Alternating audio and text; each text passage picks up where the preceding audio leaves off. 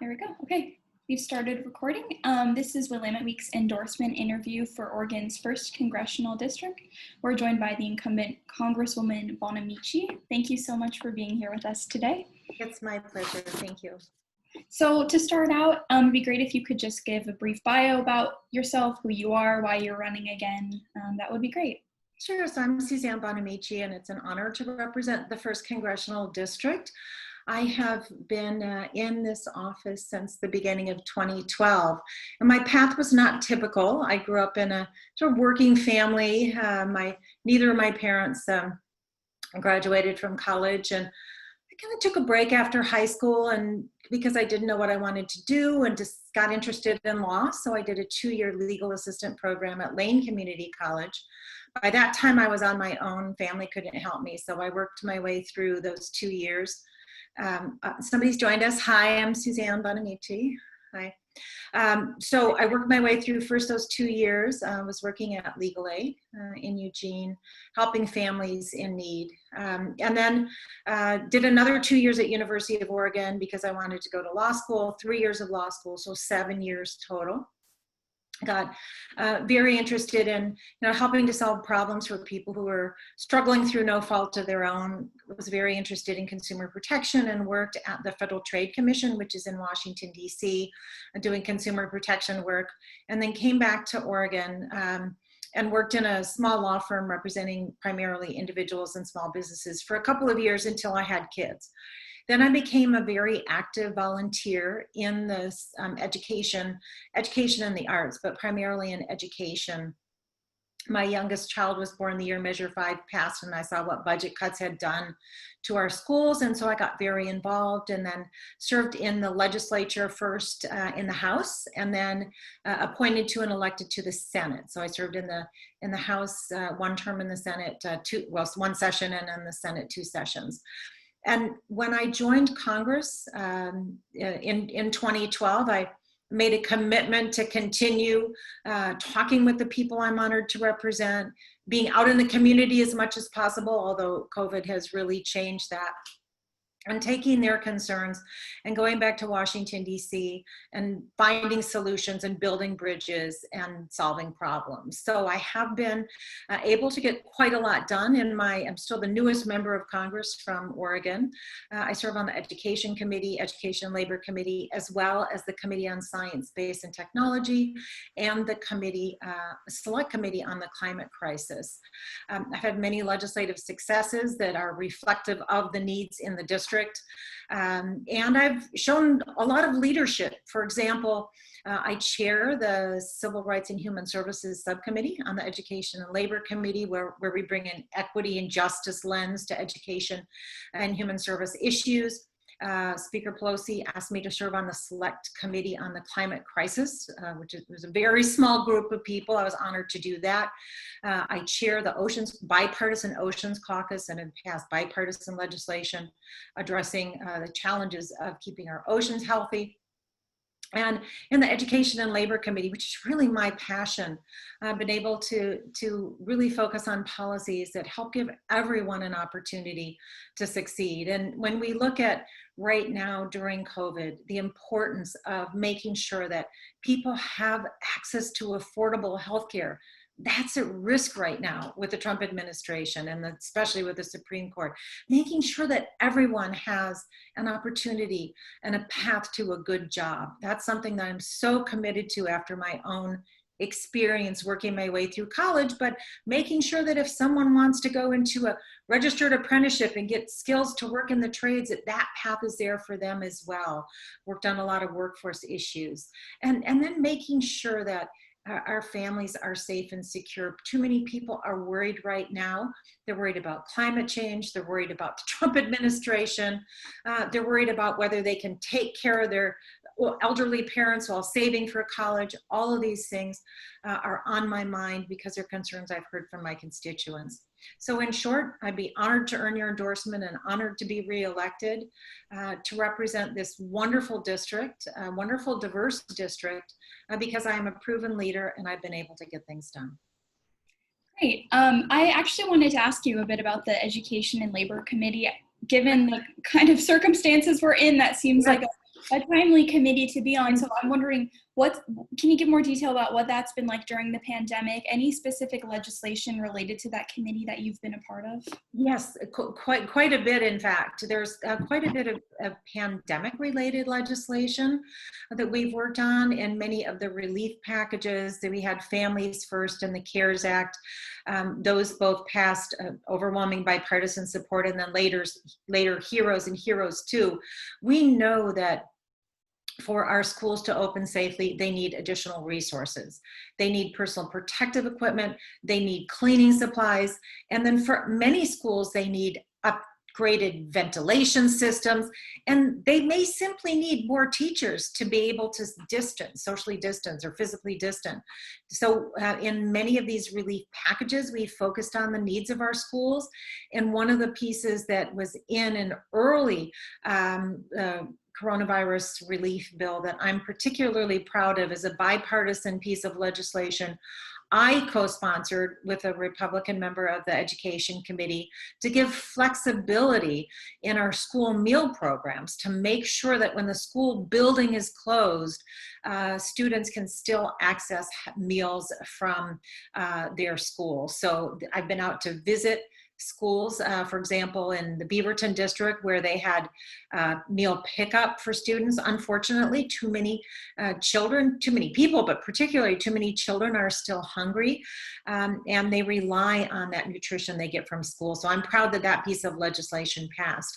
And currently, we're also working on how we address the challenges in higher education. In fact, we just had a briefing this morning where we talked about the challenges of our institutions of higher education and making sure that they have the testing capability and the personal protective equipment and the ability to physically distance to make sure that they're safe. We're also still working on other issues that continue to be a concern, even in it's not all coronavirus specific. And a couple pieces are, we just passed out of the Education Committee and passed in the House bipartisan legislation I co-sponsored and also went through the committee I'm honored to chair, called the Pregnant Workers Fairness Act. Pregnancy discrimination is wrong. It still happens, and unfortunately, under current law, it takes too long to bring a case, and by the time the case is through, the baby's born and the case is moot. So this is a bipartisan bill that would make sure that pregnant women get reasonable accommodations at work. So we passed that. When we get back, probably in the lame duck session, going to pass our great bill to expand registered apprenticeships to help more people get jobs through apprenticeships. So we continue our work, non-coronavirus related, but really focused as well on how schools can open safely. We all want schools to open. We know that students do better when they're in school. We know the challenges of COVID have exacerbated inequities, whether it be broadband or behavioral health. We know that, but we need to make sure that our students and our educators and staff in schools can be safe when schools open. Great. And just to follow up on the higher ed point you made, is that related to specific legislation? Not at this time, except the legislation that I mentioned that we passed, that the House passed the HEROES Act in May. And then just last week we passed, it's either called the updated HEROES or HEROES 2.0, depending on who you talk to, but a different version of HEROES. Importantly, very importantly, those pieces of legislation have funding to help our state and local governments, because we know revenues are down. So many people are out of work. We know that when and if those budget cuts come through, it's going to be devastating for our local communities. So there is in the HEROES Act and HEROES 2.0 some support for our state and local government so they don't have to make such devastating cuts. Okay, and I'm sure you're aware, this summer Trump sent federal agents to Portland to, yes, in his opinion, tamp down on the protests, but obviously that really exacerbated the protests. We also know that U.S. Marshals flew planes over protests and conducted some type of surveillance when they were doing it. Now Billy Williams of the U.S. Attorney's Office says that the federal agents, or the police officers who are federally deputized will remain so through the end of 2020. I just want to know, what actions have you taken in order to curb sort of this federal overreach, I guess, of law enforcement, or do you have any concrete plans in the future to continue doing so? Well, thank you for that question. And I want to start by saying we absolutely must remember why people are protesting in Portland. Black Lives Matter. People were expressing, rightly so, their outrage about the horrific killing of George Floyd, Breonna Taylor, and many others. Our system of policing is not working for everyone, and when people absolutely have the right to protest, I support that 100%. I do not support violence. I don't support it by protesters, and I don't support it by the police. And when I found out that the Trump administration had sent these militarized troops into Portland, unidentified militarized troops into Portland, I spoke out and called them out and said, this is not helping the situation here. In fact, people are protesting police brutality. You don't respond with more police brutality. That's not the way to solve the problem. I continued to speak out when I saw them, the way that they were gassing and beating. I listened to Mark Pettibone tell his story about being picked up in a van, covered up his eyes, handcuffed him, and questioned him. This is the United States of America. We don't do that in the United States of America. I listened to Christopher David, a military veteran, tell his story about how he went to express his concern as a veteran, to say people have the right to protest, and watched him get beat and heard him tell a story about that, and spoke out both in Congress and here in Oregon about why the federal troops were not helping. They were exacerbating the violence, and insisted that they leave. Now, do we need to work together? Absolutely, to solve the problems in Portland. We do, and there are many ways that we can do that. First of all, we have to come together as community. And that means our state, our local, our federal, public, private, and have a real conversation about how we address solving the problems of police brutality. And one of the things I do want to mention is that I'm co-sponsoring, first of all, we did pass the George Floyd Justice and Policing Act, which I probably supported in the House, to really stop some of these, the over-policing, the chokeholds, the qualified immunity issues that really affect police fairness and brutality. But also we need to look at the law enforcement system, and I'm co-sponsoring legislation to really bring national the model in Eugene. It's called CAHOOTS, and it's an acronym, and I apologize, I don't know what all the letters stand for, but it's a model where a nonprofit organization works with the police in the Eugene Springfield area through the 911 dispatch, and when there's a call that requires a crisis counselor and a medic, they send out a crisis counselor and a medic. There are many situations where we don't need armed law enforcement, and in fact, armed law enforcement can sometimes elevate the tensions if there are people who have had previous experiences, for example. So send out a crisis counselor and a medic in those situations. So that is one approach, bringing our community together to talk about how we can solve this. But I also want to say, in sort of closing on this issue, it isn't just police brutality that's a concern. There are too many people who feel left out. There are too many people who feel like the government isn't working for them and nobody cares about them. They don't have a job and they don't have a home. And so we need to listen to those concerns and find solutions. That's why I talk about having a path for everyone. If someone wants to go to college, they should not be held back because they don't have the resources. If someone wants to get a job in the trades, we need to get them into a program or apprenticeship where they can learn on the job and be paid on the job and get a good job. We need to make sure that we have affordable housing for everyone, because it's really hard to find and keep a job if you don't have a home. So it's more complex than just the policing issue, but the policing issue is a big piece of it. And I called out Chad Wolf and others in Department of Homeland Security and said, you're not welcome here. You're not making the situation better. We can solve this at the local level, and we will. In that legislation that you're co-sponsoring, that's modeling after that Eugene Yeah. model. Can you tell me more about that? Is that a national thing, or is that Well, specific? it's a federal piece of legislation, and I have to go back and look at the specifics, but what it is just looking at that model and saying, how can we bring this national? This is a model that works. It's been working for 30 years in the Eugene Springfield area. So let's look at this and find out how we can replicate it and how we can fund it to make sure that it actually honestly saves money because it costs less than traditional policing.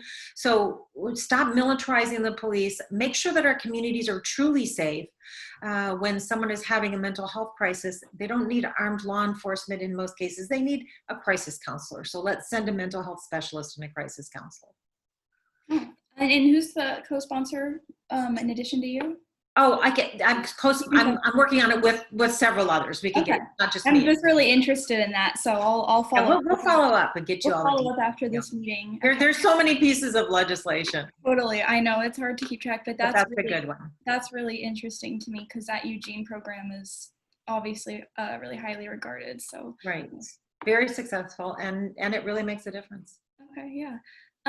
Okay, and now let's talk about wildfires. There's so many things happening in Oregon. Crises. Mm-hmm. Yeah, right. So I know that you've been involved in legislation relating to these wildfires. I'm wondering if you can elaborate a little bit on what you've done to help mitigate the crisis here, and also looking forward, because these fires are probably going to happen again. What are we doing here to help mitigate that? Thank you. And the wildfires, of course, in Oregon have been devastating, a very devastating natural disaster here in Oregon.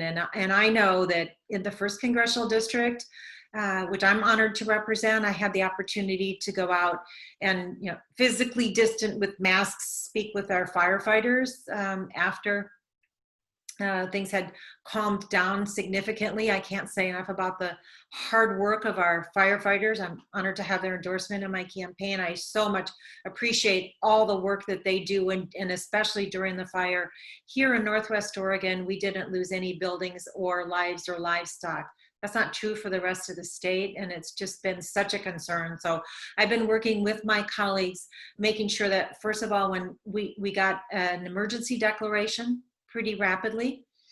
We got from working with FEMA, and then we got the natural disaster declaration right away. So the delegation has been writing about that.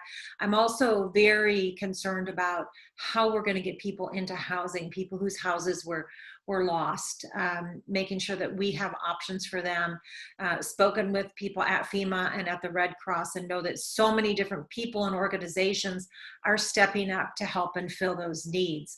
But going forward, we know that even though we can't say one particular extreme weather event or one fire or one hurricane or one tsunami have been caused by climate change, we know that climate change is making extreme weather events more frequent and more intense. And it was dry and it was hot, and that exacerbated the fires here in Oregon. And when I talk to my colleagues in California as well, it's been devastating. So we need to, number one, take action on climate. And the climate crisis continues even during coronavirus. We had the coronavirus, and we had the wildfires, but the climate crisis continues. So I just want to mention that with my work on the Select Committee on the Climate Crisis, we have a climate action plan that we put together over the last 2 years. We got information, worked with scientists, looked around the country and around the globe at programs and practices that are truly working. And we released our comprehensive climate action plan. It's based on 12 pillars, and in each pillar are multiple recommendations. Many of those are already in legislation about how we address the climate crisis and transition to a clean energy economy, a zero emission economy, and create millions of good paying jobs. Environmental justice is woven throughout the climate action plan because we know that low income communities, communities of color have been disproportionately affected by the climate crisis, and we must keep that in mind as we are implementing these policies to make sure that we are addressing the climate crisis. So it's all related. Yes, we need better forest management as well. Look forward to working on that and continuing to work on that. We have to fund it. We have a lot of federal forest land. We need to make sure that we are funding good practices to make sure that our forests are safe, but we absolutely have to take action on climate as well. And you've been in Congress for 8 years now, right? Since 2012.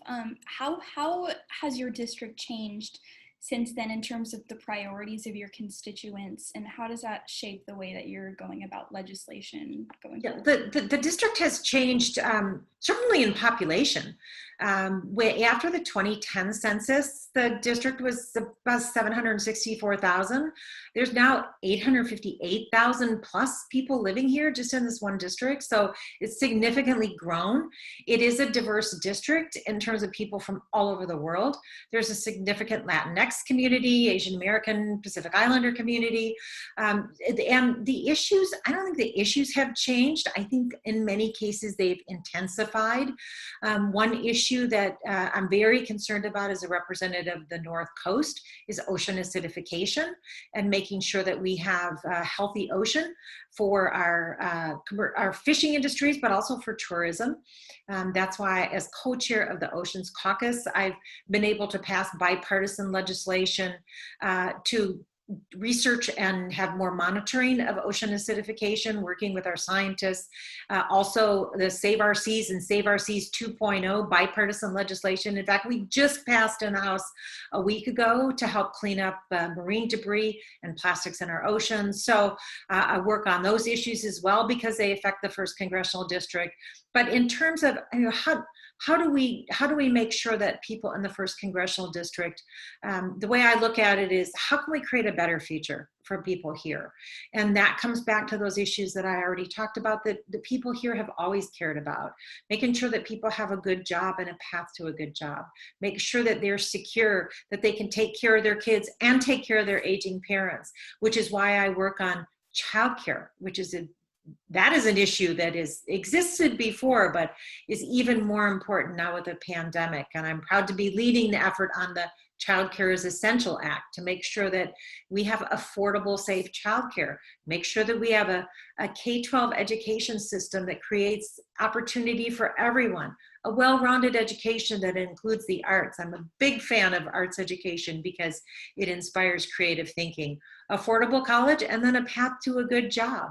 Make sure that our small businesses are supported. Many have been struggling, again, particularly during the pandemic.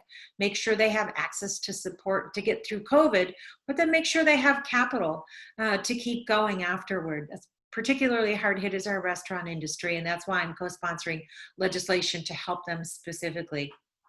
So research and innovation. Big deal here in Northwest Oregon, where we have the potential of so much technology. I've worked hard on issues like quantum computing and making sure that we have investments in advanced research that help our scientific community and our community of technology. So these are issues that are important to the 1st Congressional District. Many of them are intensified and exacerbated by the pandemic and by, like with climate change and a decade of not doing enough. And I will continue to fight for these issues if I'm honored with re-election. Awesome. Well, I don't have any more questions. Letitia, is there anything you want to ask before we wrap up?